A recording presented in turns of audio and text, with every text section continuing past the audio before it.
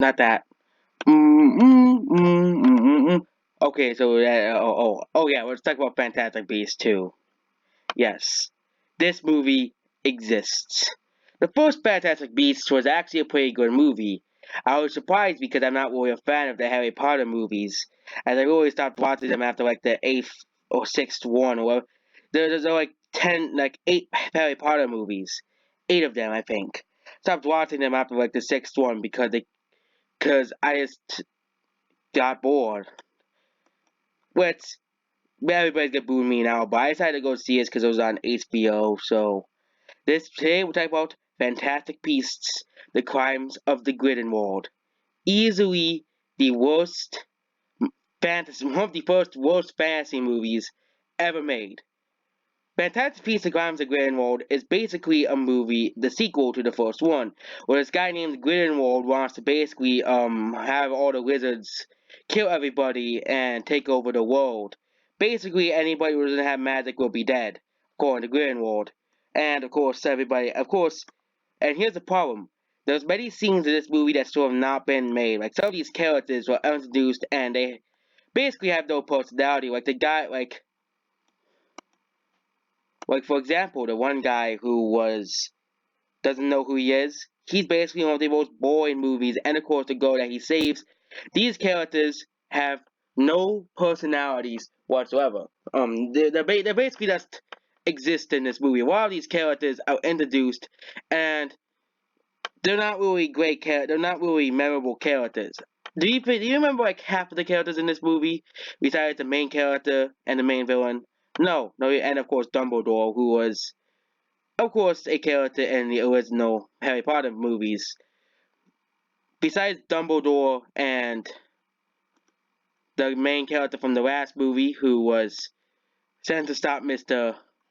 Grindelwald, who looks like the worst penguin from the Gotham show. Yeah, and of course the go or and of course the guy from the last. Unless you talk about the characters from the last movie, none of the new characters are very interesting at all. They're kind of boring, bland characters that just exist. And the only good parts are the parts of the monsters and the creatures, like the last movie. But the problem is the last movie actually had a decent plot. This movie is basically like another certain movie. Well, it did well, but nobody liked it. Okay, it's similar to the last Batman vs Superman and several other movies that we don't want to mention, like Captain Marvel. Oh wait, I mentioned it anyway, so eh. And several other movies that came out in the last few years that still made money despite being absolute piles of turds, and all made by a certain mouse, and all are remakes. But basically, this is one of the worst movies of last year. It's not as bad as the Predator reboot, but how do you tell a bad movie when I see it? Of course, when I don't want to watch it, when I want a movie out of my eyes. That is what Fantastic Beasts: Crimes of Grindelwald is. I was waiting for the movie to be over. I didn't want to see more. They're like, long movies are not bad. Let's look at Endgame. It's 3 hours and I kept watching throughout the whole. Or Godzilla King of the Monsters was a similar length and I kept watching throughout the whole. Well, Fantastic Beasts: Crimes of Grindelwald is not that. The characters of the story are not interesting at all, and that's the problem. The characters are just not that great in this movie.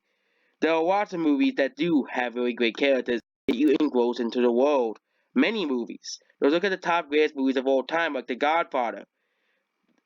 The Godfather makes you give makes you want to watch the movie more, the whole movie, because the characters are that great in the movie.